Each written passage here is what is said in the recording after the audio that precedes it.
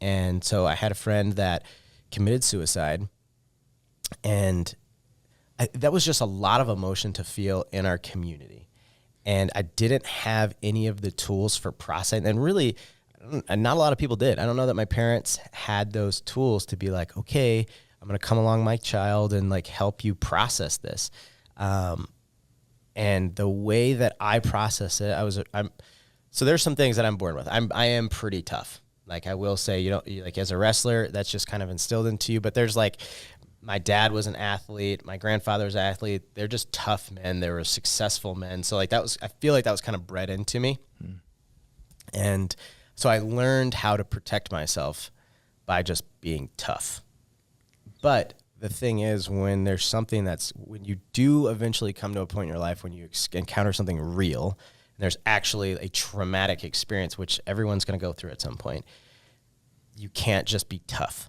You have to be able to process it. And I didn't know how to do that. I didn't know the tools. And so, and honestly, I didn't even correlate it to that experience I can look back, but that's because I went to a counselor.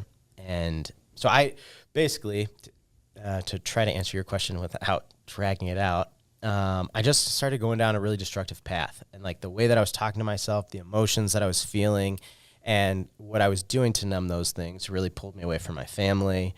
And I just had a lot of like anger and angst, and I didn't really know where it was coming from. But it drove a huge wedge between me and all of my family members. Cause they're kind of looking at me like, what are you doing? Why are you acting this way? And because I wasn't processing it internally, I would just shut down. I just wouldn't talk. Like I just wouldn't communicate, and would just leave my house when the sun came up and wouldn't come home until it was super late. I'd turn my phone off. I wouldn't respond.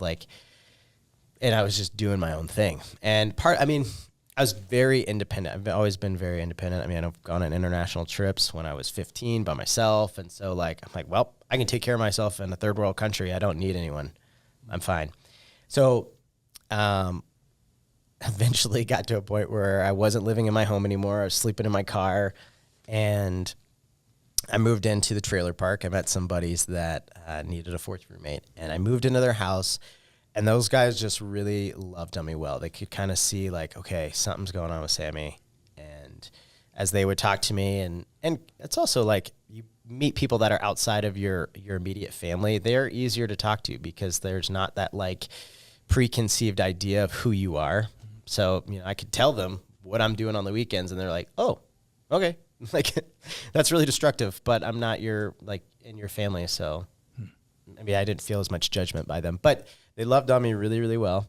And I saw in their relationship that there was something real. Like they knew Jesus, and it changed the way that they handled things. And they had struggles in their life, but the way that they processed things, I just was kind of watching. I was like, man, this is real. What they have is real. And I like that. So I was living with them for a year. And after, that time, I kind of just softened and shared what was going on a little bit. And the real big, there was just a real wedge between me and my parents. And they're like, this is important to reconnect that.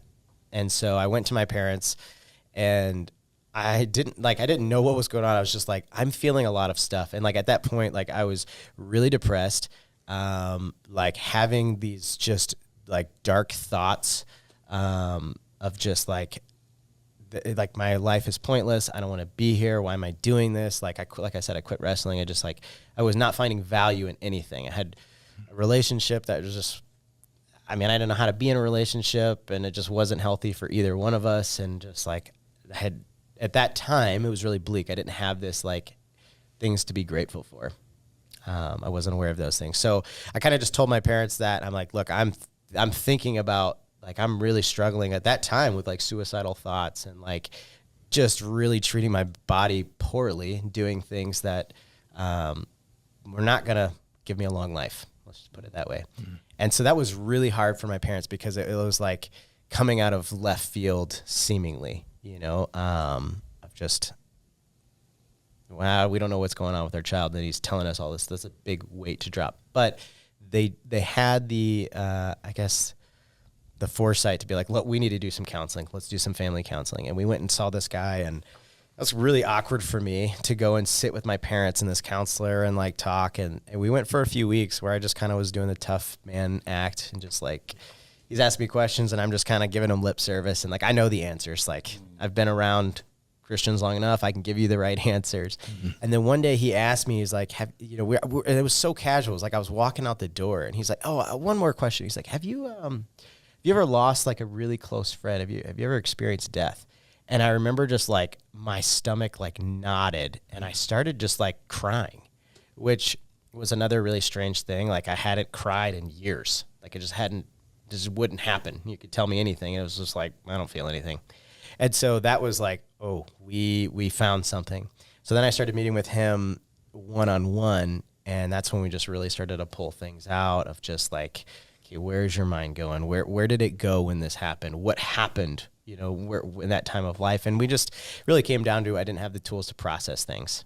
And that kind of started the journey of like, okay, I know God's real. I know I need him. So I'm going to try to invest in that relationship. So I feel like that was the start.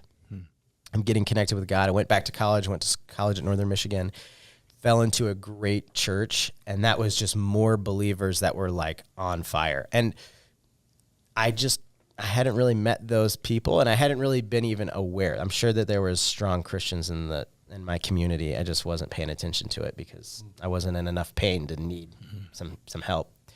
And that's really when my relationship with God, I just kind of blew up. It became my own.